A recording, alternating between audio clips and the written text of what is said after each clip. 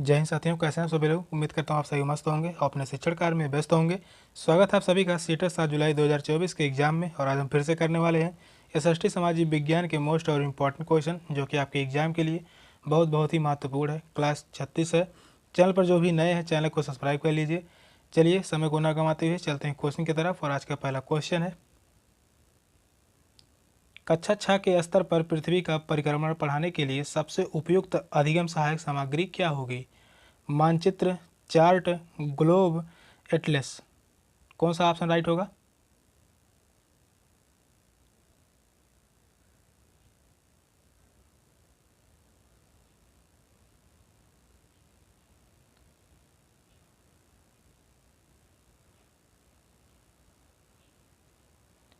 पृथ्वी का परिक्रमण पढ़ाने के लिए सबसे उपयुक्त सहायक सामग्री जो होगी वह होगा ग्लोब। तो इस क्वेश्चन का राइट आंसर होगा ऑप्शन सी, ग्लोब।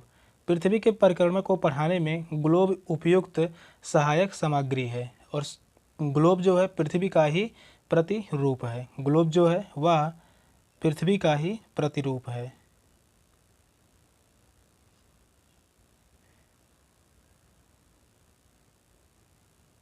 पृथ्वी का ही प्रतिरूप है ग्लोब। तो इस क्वेश्चन का राइट आंसर है ऑप्शन सी। नेक्स्ट क्वेश्चन है, दो विषयों ए और बी पर विचार कीजिए और लिंग समानता के बारे में चर्चा करने के लिए सही विषयों को चुनिए। पहला है श्रम की महत्ता, सेकंड है गृह व्यवस्था के उत्तराधिकार। ऑप्शन है केवल बी प्रासंगिक है, सेकंड ऑप्शन है ए और बी दोनों प्रासंगिक है, थर्ड ऑप्शन है ए और बी दोनों प्रासंगिक है, डी ऑप्शन है केवल ए प्रासंगिक है। कौन सा ऑप्शन राइट होगा।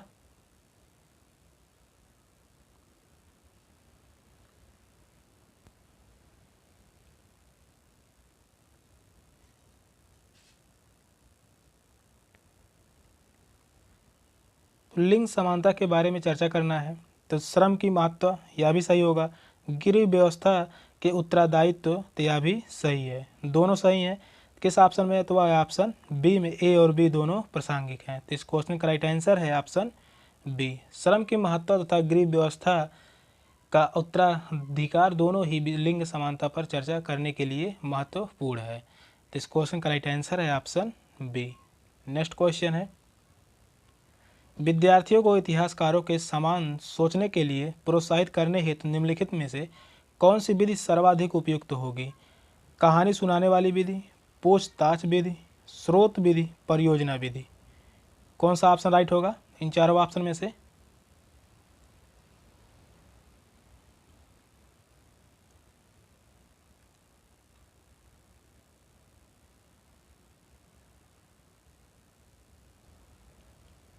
क्वेश्चन कह रहा है, विद्यार्थियों को इतिहासकारों के समान सोचने के लिए प्रोत्साहित करने हेतु निम्नलिखित में से कौन सी विधि सर्वाधिक उपयुक्त होगी।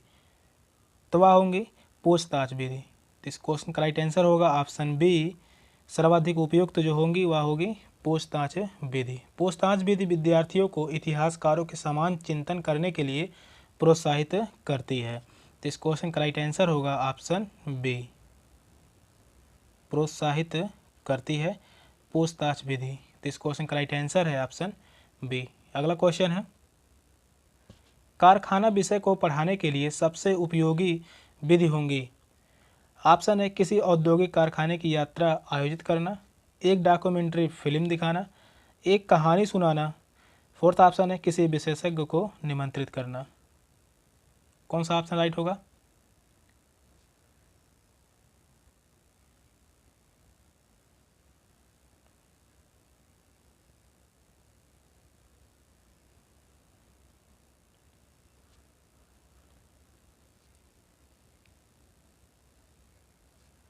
तो इस क्वेश्चन का राइट आंसर है ऑप्शन ए, किसी औद्योगिक कारखाने की यात्रा आयोजित करना। तो इस क्वेश्चन का राइट आंसर है ऑप्शन ए।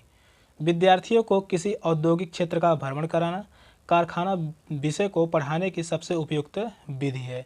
इससे विद्यार्थी को प्रत्यक्ष जानकारी मिलती है।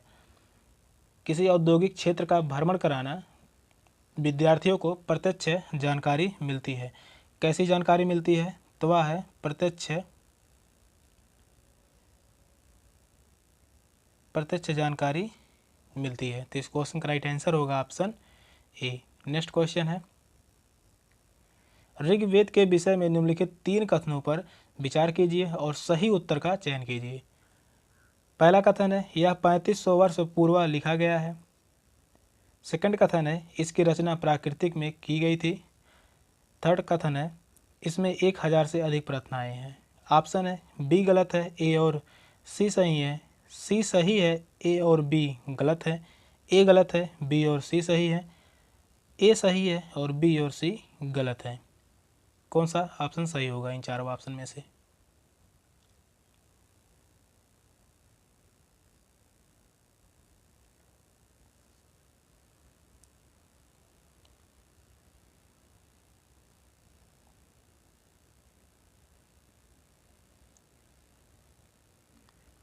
तो ऋग्वेद के विषय में सही कथन को चुनना है। पहला कथन जो है, यह 3500 वर्ष पूर्व लिखा गया था, तो यह बात सही है।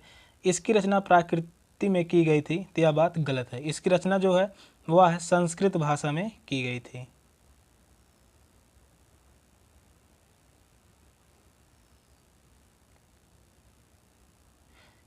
ऋग्वेद की रचना जो है वह संस्कृत भाषा में की गई थी, यह सही होगा। और प्राकृतिक में नहीं की गई थी, तो सेकंड कथन गलत हो गया। इसमें 1000 से अधिक प्रार्थनाएं हैं, तो यह भी सही होगा। पहला और तीसरा सही है, बाकी जो दूसरा गलत है। किस ऑप्शन में है? तो वह है ऑप्शन ए में, बी गलत है, ए और सी सही है। तो इस क्वेश्चन का राइट आंसर होगा ऑप्शन ए। नेक्स्ट क्वेश्चन है, मानकी पर्वत हवाई द्वीप सागर की सतह के नीचे स्थित है और इसकी ऊंचाई एवरेस्ट पर्वत से भी अधिक है। यह निम्नलिखित महासागरों में से किसमें स्थित है? प्रशांत महासागर में, आर्कटिक महासागर में, हिंद महासागर में, अटलांटिक महासागर में। कौन सा ऑप्शन राइट होगा? तो वह किसमें स्थित है?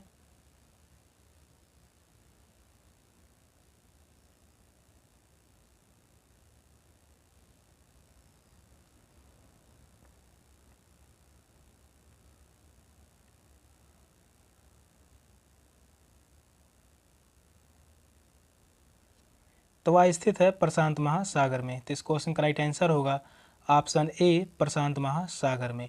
मानकी पर्वत जो है यह एक निष्क्रिय ज्वालामुखी है। मानकी पर्वत जो है वह एक है निष्क्रिय ज्वालामुखी है, ज्वालामुखी है। मानकी पर्वत की कुल लंबाई, मानकी पर्वत की कुल लंबाई 10,000 मीटर से अधिक है। 10,000 मीटर से अधिक है। मानकी पर्वत की कुल लंबाई 10,000 मीटर से भी अधिक है। तो इस क्वेश्चन का राइट आंसर है ऑप्शन ए, प्रशांत महासागर में स्थित है। नेक्स्ट क्वेश्चन है, विनय पिटक एक ग्रंथ है जो अभिलेखित करता है शिक्षकों के मध्य बातचीत, बौद्धों के नियम, जैन धर्म की शिक्षाएं, वैदिक कर्मकांड। कौन सा ऑप्शन सही होगा?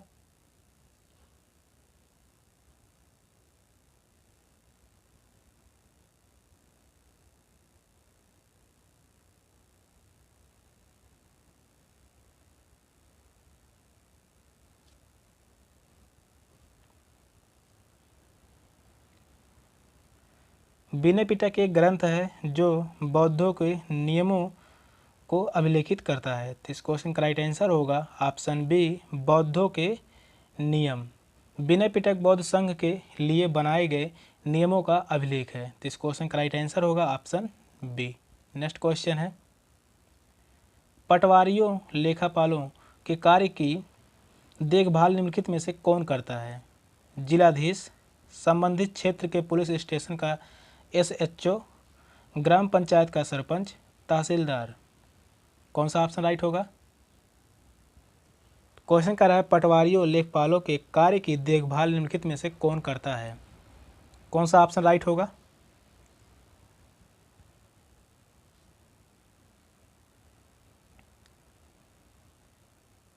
तो लेखपालों की देखभाल, कार्य की देखभाल करता है तहसीलदार। तो इस क्वेश्चन का राइट आंसर होगा ऑप्शन डी, तहसीलदार। पटवारी का मुख्य कार्य भूमि मापना। पटवारी का जो मुख्य कार्य जो है वह है भूमि मापना, भूमि मापना तथा उसका अभिलेख या दस्तावेज तैयार करना। उसका क्या है? दस्तावेज दस्तावेज तैयार करना। यह है पटवारी यानी लेखपाल का कार्य। तो इस क्वेश्चन का राइट आंसर है ऑप्शन डी। अगला क्वेश्चन है,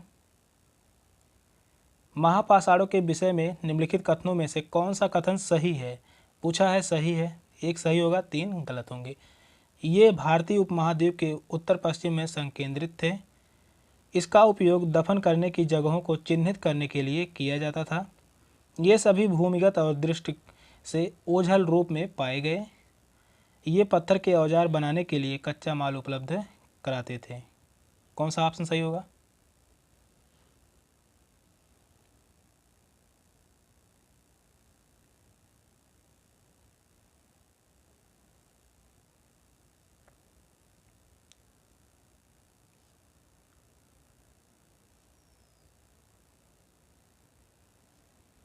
इस क्वेश्चन का राइट आंसर होगा ऑप्शन बी। इसका उपयोग दफन करने की जगहों को चिन्हित करने के लिए किया जाता था। तो इस क्वेश्चन का राइट आंसर है ऑप्शन बी। महापाषाण ऐसे बड़े पत्थर या शिलालेख को कहते हैं जिसका उपयोग 3000 साल पहले, जिसका उपयोग जो है वह 3000 वर्ष पहले दफन करने की जगहों को चिन्हित करने के लिए किया जाता था।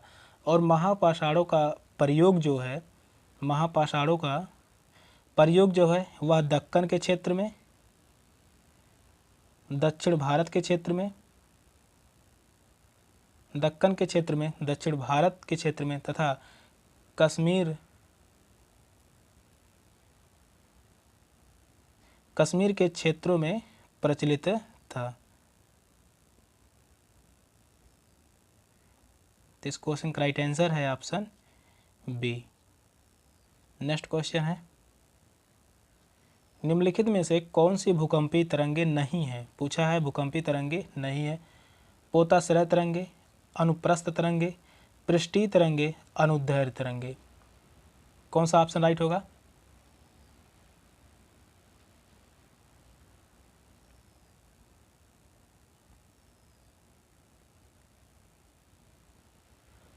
तो भूकंपीय तरंगे नहीं है, तो वह है पोताश्रय तरंगे। तो इस क्वेश्चन का राइट आंसर है ऑप्शन ए। पोताश्रय तरंगे जो है वह भूकंपीय तरंगे नहीं है। भूकंपीय तरंगे दो भागों में बांटा गया है, या दो प्रकार के होते हैं। यह पहला जो है वह है भूगर्भीय तरंगे, पहला जो है भूगर्भीय तरंग, और दूसरा जो है वह है पृष्ठीय तरंग।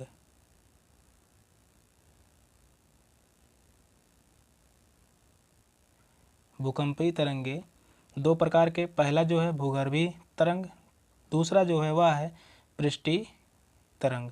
पृष्ठीय तरंग जो है वह सबसे अधिक विनाशकारी होता है। पृष्ठीय तरंग जो है वह अधिक विनाशकारी होता है।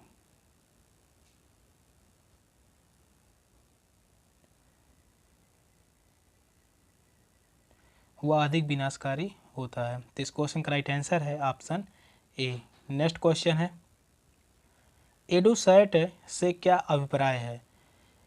एक क्षुद्रग्रह जो मंगल और बृहस्पति की कक्षाओं के बीच पाया जाता है।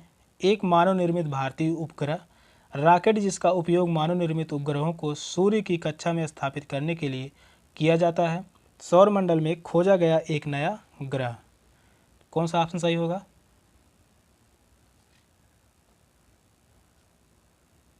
एडुसैट से क्या अभिप्राय है? तो यह एक मानव निर्मित भारतीय उपग्रह है। तो इस क्वेश्चन का राइट आंसर है ऑप्शन बी। एडुसैट जो है वह एक मानव निर्मित भारतीय उपग्रह है।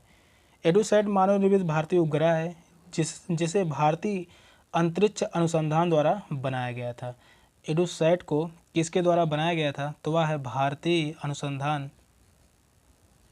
भारतीय अंतरिक्ष अनुसंधान द्वारा बनाया गया था।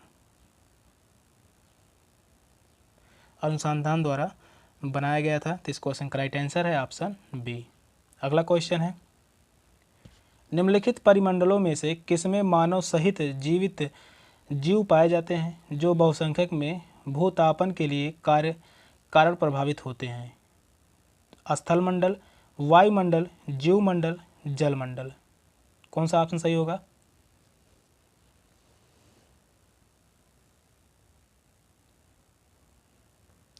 क्वेश्चन कह रहा है निम्नलिखित परिमंडलों में से किसमें मानव सहित जीवित जीव पाए जाते हैं जो बहुसंख्यक में भूतापन के कारण प्रभावित होते हैं।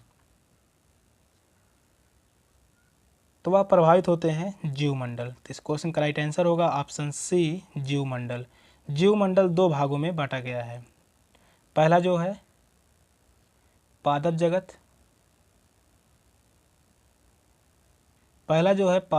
दूसरा जो है वह है प्राणी जगत।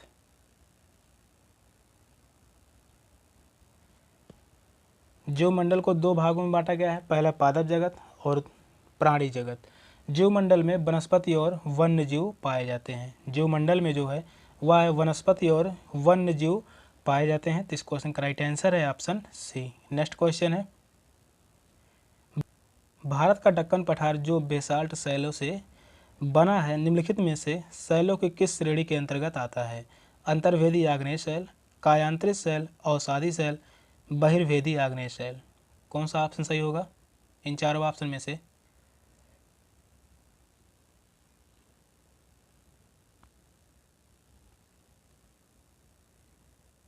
इस क्वेश्चन का राइट आंसर होगा ऑप्शन डी बहिर्वेदी आग्नेय शैल।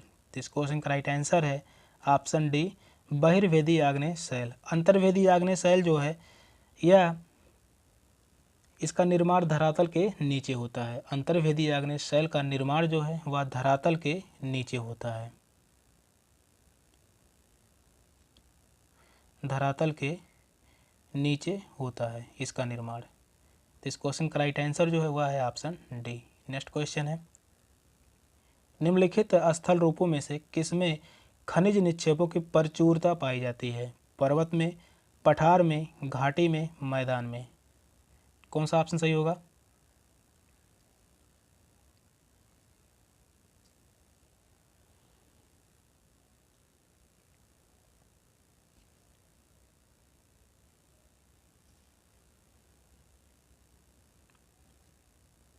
तो इस क्वेश्चन का राइट आंसर होगा ऑप्शन बी पठार। पठार में खनिज प्रचुर मात्रा में पाई जाती है। तो इस क्वेश्चन का राइट आंसर है ऑप्शन बी पठार। पठारों में एल्युमिनियम हो गया,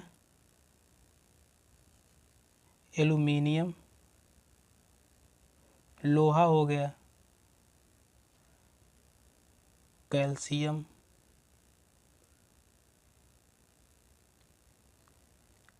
हो गया, सोडियम हो गया, पोटेशियम,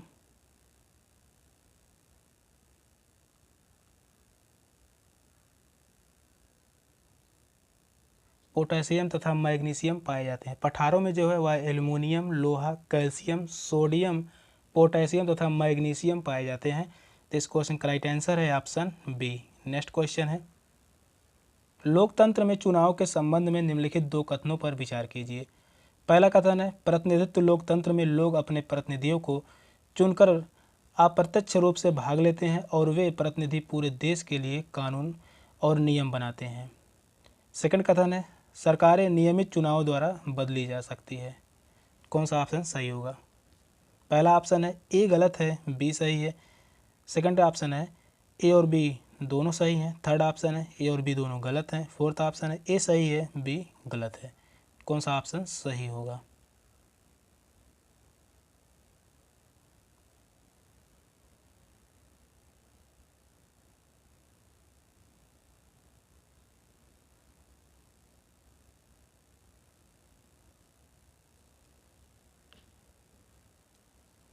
पहला कथन है प्रतिनिधि लोकतंत्र में लोग अपने प्रतिनिधियों को चुनकर अप्रत्यक्ष रूप से भाग लेते हैं और वे प्रतिनिधि पूरे देश के लिए कानून और नियम बनाते हैं। तो पहला कथन सही है। सरकारें नियमित चुनावों द्वारा बदली जा सकती है, तो यह भी कथन सही है। तो दोनों कथन सही हैं। तो इस क्वेश्चन का राइट आंसर होगा ऑप्शन बी, ए और बी दोनों सही हैं। तो इस क्वेश्चन का राइट आंसर है ऑप्शन बी। सेशन का लास्ट क्वेश्चन था। क्वेश्चन कैसे लगेंगे कमेंट में जरूर बताइएगा। चैनल पर नए हैं तो चैनल को सब्सक्राइब कर लीजिए। मिलते हैं फिर अगली क्लास में, तब तक के लिए बाय बाय, टेक केयर, जय हिंद।